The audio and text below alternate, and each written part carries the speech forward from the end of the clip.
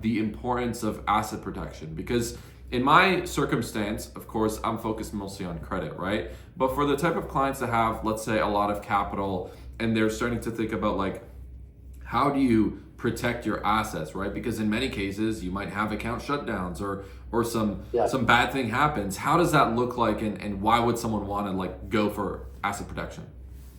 For sure, yeah, it's very important to have a asset protection strategy when, once you start having like a little net worth, you know, because most of people make the mistake of having just one bank and with all their capital and all their money inside this bank, and this is very bad. Why?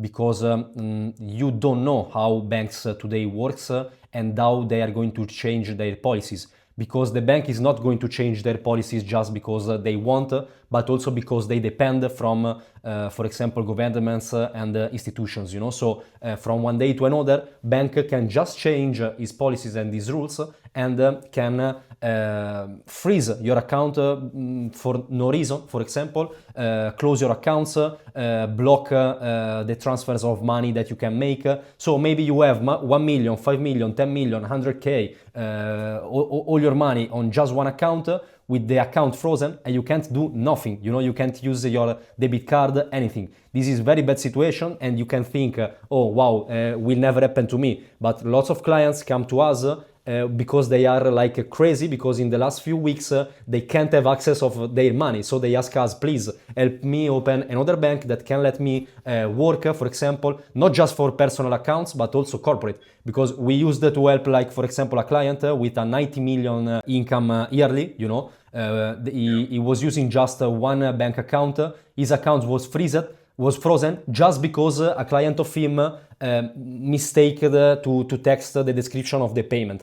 So the bank blocked the payment and froze all the client account with 90 million revenue yearly, you know. So came to us and wanted to open more than one bank, because he understood once the problem went, you know, came to create an asset protection. So first of all, the importance of creating an asset protection strategy is because you don't know how bank works, and if tomorrow can like block your accounts, even if it's for just 1 week.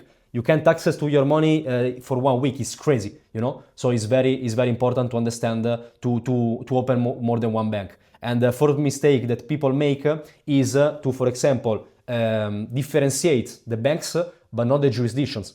And this is very also important to differentiate also the jurisdictions, because okay, you can have more than one account in 2 different banks in the same country, okay, but maybe the policies changes in all the country, you know, or in all the banks of the same country. So it's very important also to move your money and to move your asset protection strategy in more than one jurisdiction. For example, there are jurisdictions that are better for some clients because have, for example, less minimum deposit, because maybe you have like 100k, your all assets are like 100k. So I can't recommend you to, for example, open accounts, more than one account, one in Switzerland, one in Singapore, one in Monaco Principate, for example, because the minimum deposit, thank you to our introduction, that this is one of the benefits I didn't say it before, because usually in the banks we work with, the minimum deposits and all the